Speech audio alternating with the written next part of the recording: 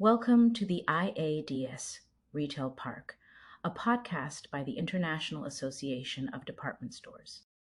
Here, we look at what happens when retailers stop thinking in terms of single stores and start thinking in terms of whole neighborhoods. From department stores to discounters, we will explore how the world's biggest players are reshaping not just how we shop, but where we live, work, and spend our time. Quick note before we get started, this podcast uses AI cloned voices created with human oversight to ensure quality and accuracy. I'm your host, Maya, and today I'm joined by Christine, Head of Markets and Events at IDS. Christine, our latest exclusive, dives into something pretty bold, retailers acting more like city planners. Thanks, Maya. Yes, this one really stood out because the scale has changed. These aren't small pilots on a spare corner of a parking lot. IKEA just opened a billion-dollar mixed-use complex in Shanghai. Walmart bought an entire mall in Pittsburgh. John Lewis is planning to build 10,000 rental homes. That is a fundamental redefinition of what it means to be a retailer. You're so right. The old model was almost comforting in its simplicity. Open a store, sell products, maybe own the building if you're lucky. Now we're talking about retailers essentially saying, let's build the whole neighborhood and put our store at the heart of it. And when you look at the context, it starts to make sense. E-commerce changed the ground rules. If a customer can order almost anything from their sofa and get it the next day, the question becomes, why would they bother driving out to a big box store? The answer these retailers are betting on is that you don't win with just a store anymore. The store has to sit inside a larger experience and a daily life ecosystem. Let's kick things off and start with IKEA, because their Shanghai project really brings that to life. Levat Shanghai is not just a furniture store. We're talking about 430,000 square meters, more than 300 other retail tenants, 5 office towers, outdoor playgrounds, wellness areas. They call it a one-stop destination for lifestyle and social gatherings. That's a very different proposition than come buy a bookshelf on Saturday. Yes, that's right, Maya. So what's important here is that this didn't come out of nowhere. Inca Centers has been developing this meeting place strategy for years. They now operate 37 of these mixed-use sites across Europe and Asia. The details change depending on the city, tenant mix, design, how much is office versus residential, but the underlying formula is the same. A strong IKEA anchor wrapped in a mixed ecosystem of retail, services, work, and leisure. And that solves more than one problem. There's the obvious one, making the trip feel worth it in an era of online shopping. But there's also the asset side. Big box retailers were sitting on huge land banks in strategic locations. Much of that was just parking or single use boxes that sat half empty during the week. That's where the Walmart example comes in. They bought Monroeville Mall outside Pittsburgh for around $34 million. It's a classic 1960s mall story, glory days long gone, declining traffic, struggling tenants. But look at it through a mixed-use lens and you see something else. Highway access, existing infrastructure, decent population density. Walmart can use it as a logistics hub, carve out residential, hospitality, and office space, add restaurants and services, and of course put themselves in as a primary anchor. This ties back to their 2018 town center concept in Colorado, right? The idea of turning those oceans of parking around supercenters into walkable mini districts with apartments, gyms, urgent care, even public spaces. That specific project never got built, but the core idea clearly didn't die. Yeah, you're right about that, Maya. Colorado was almost like a storyboard for what now seeing in Pittsburgh and what they're reportedly eyeing in Texas and Florida. It is a hedge. Retail sales go up and down, margins get hit by competition, but rental income from housing or offices is more stable across cycles.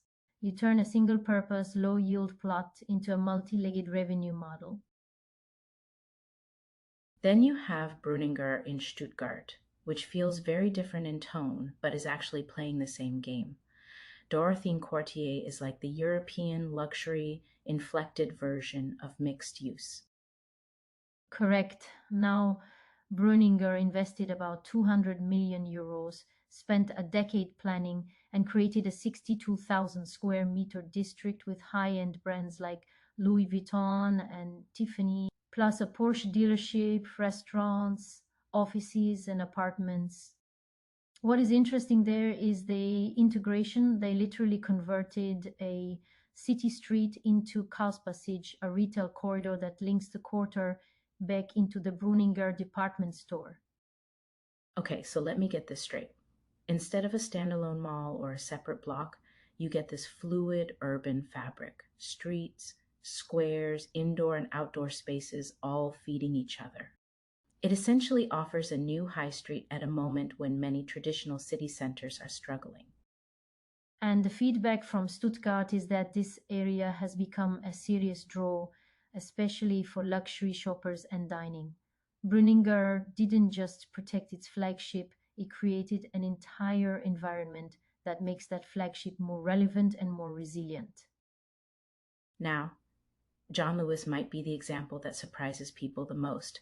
A British department store and supermarket partnership announcing 10,000 build to rent homes sounds like they've suddenly turned into a property company. On the surface, yes, but if you look at their structure and assets, it adds up. They are an employee owned partnership, so they take a long term view. They own a lot of land, old car parks, surplus areas around stores, locations near transport hubs. At the same time, the UK rental market is notorious for poor service and insecure tenancies. So they come in with a service mindset that's already core to their brand. They talk about residents as customers, not just tenants. Fully furnished apartments with John Lewis products, strong on site management, co working areas, gyms, community rooms, and they backed it with a £500 million joint venture.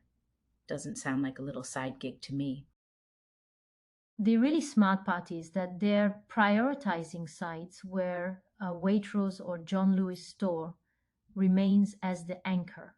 So each residential development isn't just a block of flats, it's a built in catchment for their existing retail. You generate recurring rental income from the housing and preserve or even increase footfall for your stores downstairs. When you put all four together, Inca, IKEA, Walmart, Breuninger, John Lewis, you see a common starting point. They all own valuable real estate. They all have strong brands and a deep understanding of their markets. And they've all decided that running stores alone is no longer enough to secure their future. The competitive field has shifted. In the past, the mantra location, location, location meant being in the busiest retail street or mall. Now it means being embedded in people's daily routines. Imagine you live in a John Lewis building, work in an Inca office, do your grocery run at the Waitrose downstairs, and meet friends in the restaurants across the square. That's a very different relationship than I shop there twice a year. Becomes an ecosystem, not just a destination. That feels like the core takeaway for executives listening. Mixed use is not just a clever way to diversify income, though it does that. It is about locking in long term relevance in a world where the classic shopping trip is only one of many reasons people leave their homes. And it forces retailers to grow new muscles. They have to learn how to develop, finance, and manage assets, navigate zoning and planning, work with city councils, and think about community impact. IKEA has hospitality and hotel operations to figure out. John Lewis needs property management and legal expertise in housing regulations. Walmart must handle residential and office tenants alongside retail. It's a big leap, but the alternative is to let those assets drift. A single use building or parking lot that is progressively less productive, while online competitors take market share, sounds riskier in the long run than trying to stack multiple uses and revenue lines on the same site. One data point that shows the ambition: Inca's planned Livat in Noida, India for 2028 is aiming for 25 million visitors a year. That's not store traffic, that's the footfall of an entire urban hub. When you operate on that scale, you're no longer just part of the city, you are one of its anchors. So maybe the answer to what is retail in 2025 and beyond is simply retail is whatever gives people a reason to show up. Sometimes that's a big ticket purchase, sometimes it's a coffee, sometimes it's a doctor's appointment, a gym session, school pickup, or going home at night. The store is still there, but it's one element in a much bigger puzzle.